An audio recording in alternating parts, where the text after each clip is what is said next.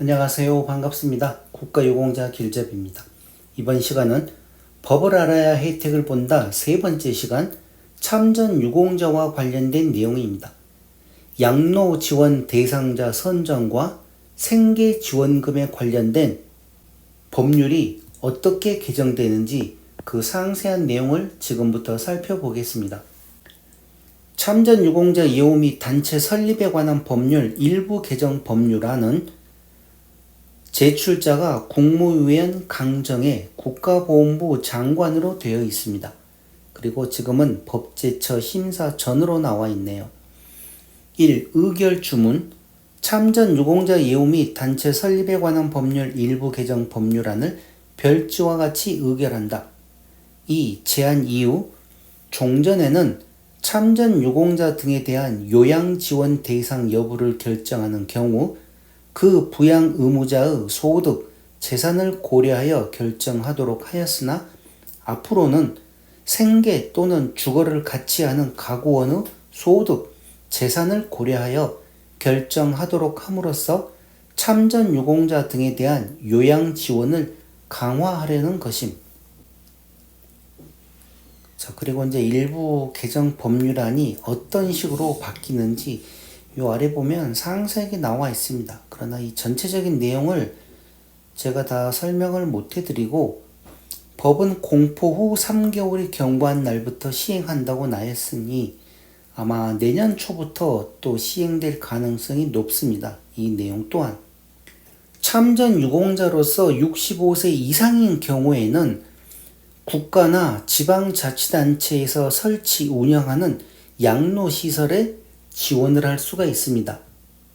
그리고 요양 지원에 대한 보조금을 또 지급 신청할 수도 있고, 그런데 그동안은 그 부양 의무자라고 해서 부양 의무자에 대한 소득이나 재산 등과 관련된 자료 제출을 요구를 해서 실질적으로 본인과 같이 살고 있지 않지만 부양 의무자라는 내용 때문에 많은 분들이 요양 지원 보조금을 받지 못하는 경우가 많이 있었습니다. 그런데 그 부양 의무자를 이제부터는 폐지를 하고 같이 살고 있는 생계를 같이 하거나 같은 집에서 주거를 같이 하는 사람의 소득으로 판정을 하겠다는 내용입니다.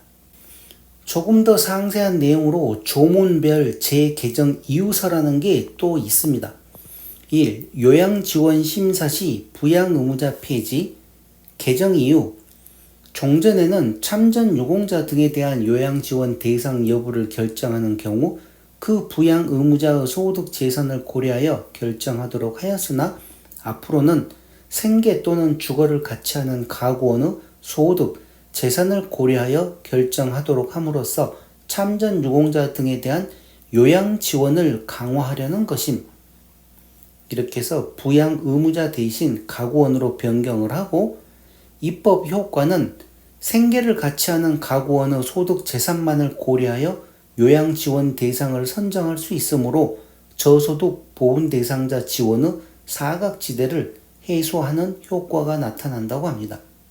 양로 지원 대상자 선정 시 부양 의무자 범위 명확화 또 이렇게 해서 부양 의무자를 개정 이유는 요양 지원 확대를 위해 부양 의무자를 폐지할 경우 양로 지원 부양 의무자에 대한 정의 규정이 없으므로 부양 의무자의 범위를 명확히 규정하여 행정의 정확성을 제고하려고 한다고 합니다.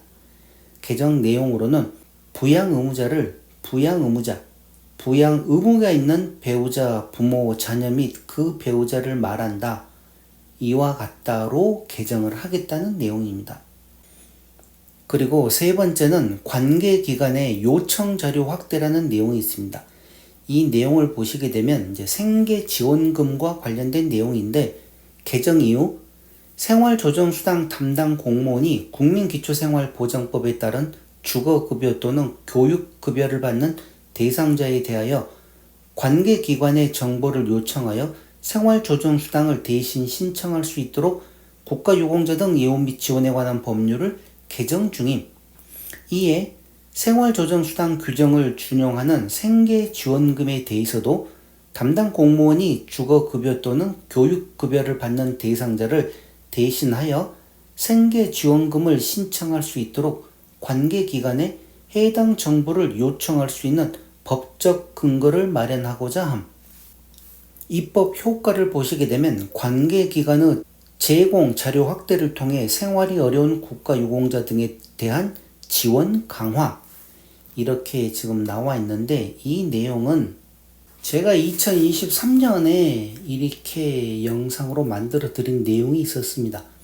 생계지원금, 참전 유공자이신 분들이 80세 이상인 경우에는 생계지원금을 신청을 할 수가 있는데, 이게 너무 많이 복잡하다 보니 담당 공무원이 직접 신청해 드린다는 내용으로 이와 관련된 영상을 만들어 드렸습니다.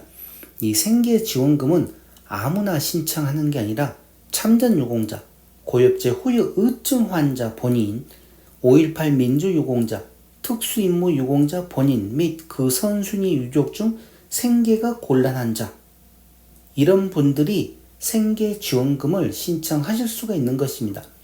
모든 분들이 다 하는 게 아니라 소득 인정액이 기준 중위소득의 50% 이하인 경우, 그리고 국가유공자나 보훈보상 대상자, 독립유공자이신 분들은 생활조정수당을 또 신청할 수가 있습니다.